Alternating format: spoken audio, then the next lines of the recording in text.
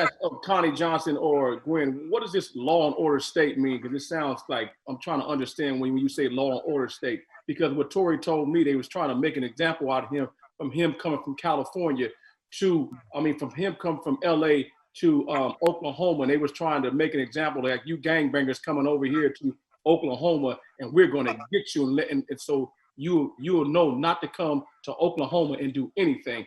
That's what he told me. So. Donnie, it's a bit deeper than that even. I found an article from May the 12th of 1990 where they had this big fabulous story that these black men, and let's back up and say white in the system, you will get more time for taking white people's property than a black man's life. Let's start there. There was a lot of publicity around these robberies that were supposedly occurring in various states.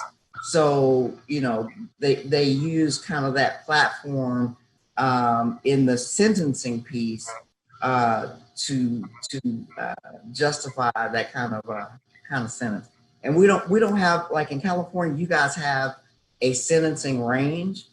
Okay, in Oklahoma, we have a statutory range, but it's the system is set up much differently too. Now, here's the thing: when it comes to race, people will say, devil's advocate, they will say, well, if that's the case for statewide, white prisoners can get the same amount of time as black prisoners. Has there been a study, and I know there's been a study that across the nation, that a black man is more likely to get 20% more harsher sentencing across the nation than the white counterpart?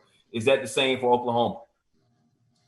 Yes, and I sent a chart. I have no way of sharing it now, but Oklahoma and Louisiana have been neck and neck for incarceration of African Americans, male in particular.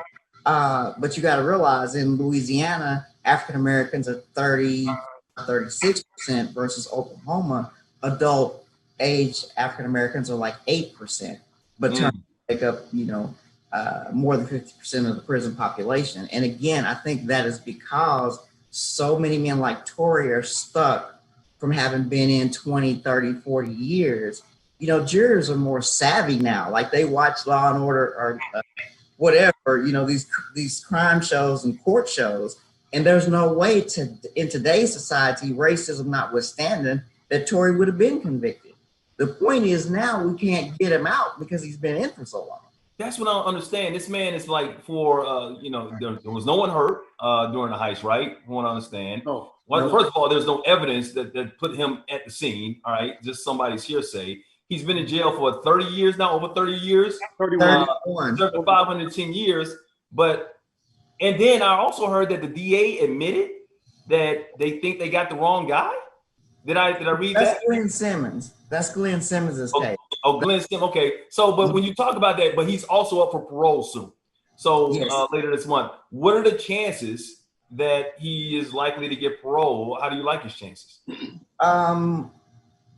Two things. I like his chances, but we have to be mindful that if it's just straight parole, he'd be paroled to another sentence, not to the street.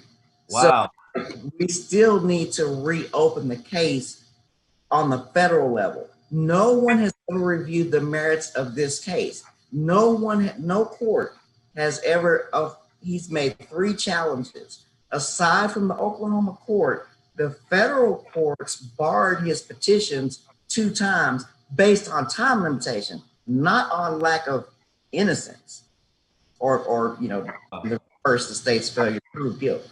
All right, here's another thing. Once again, playing devil's advocate here. I saw a stat: 2 to 10% of people who are in prison right now presumed innocent. Right, that's out there, and that seems like it's a small number, but when you consider over 2 million people in prison, that's a lot. And 10 people innocently in prison is too many. Mm-hmm. How do we know that Torrie?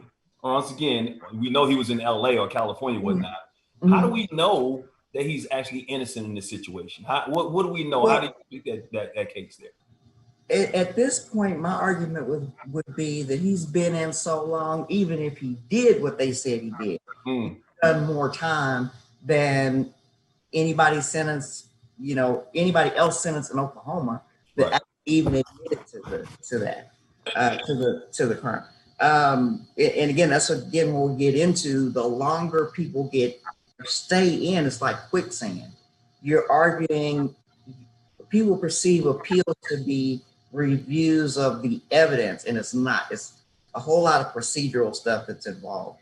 Hey, Mike, yo, man, murderers do more time than Torrie. You know what I'm saying? Like, hey, we just gonna keep it real here. You know, I don't care if he did it or if he didn't do it. But at the end of the day, when you steal some jewelry, some metal, you know what I mean, and somebody gives you 510 years, that's just unjustly. Yeah, that's crazy. I mean, that's crazy. So, like you know, Charles Manson, they didn't even give they gave Charles Manson life. They didn't even say 500 and something years. You know, that's some psychological bull crap you put on your mind. Like, I'm giving you 500 and something years. That's just racist, man. This man's been in there going on 32 years for allegedly wasn't even in Oklahoma for some jewelry.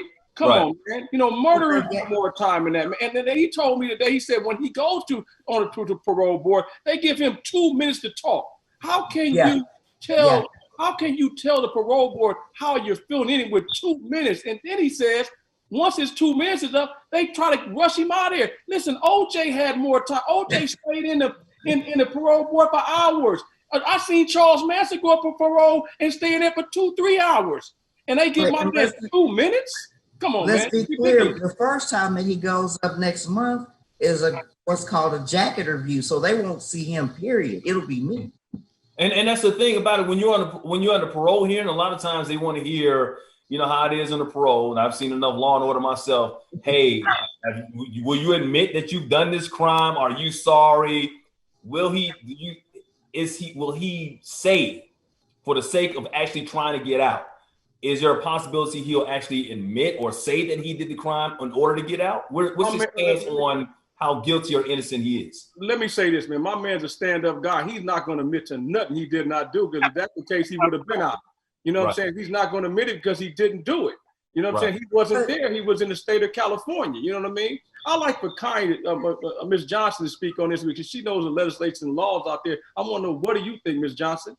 I think the backdrop of everything you all are saying that you're not giving enough credence to is that there's corruption in Oklahoma's criminal justice system. And somebody needed to be the scapegoat. And it was plausible. He didn't have the resources he needed to, you know, even just knowing that they couldn't extradite him like they did. He didn't have what he needed to defend himself, so he got chosen.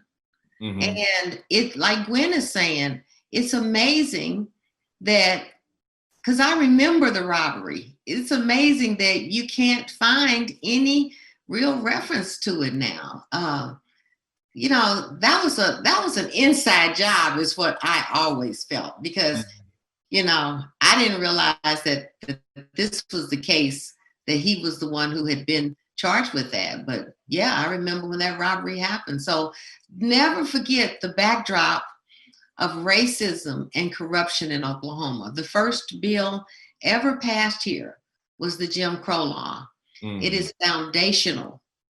It is in the air we breathe. It's the system here. And people like Gwen and me, we just continue to rally against it. And on behalf of folks like Torrie and Glenn Simmons and Ivan Kilgore, you know, another case. So never forget about race, and always remember corruption in the state of Oklahoma. Follow the money. Follow the money. Follow the money. Private prison industry, we had a 98% capacity guarantee with private prison corporations.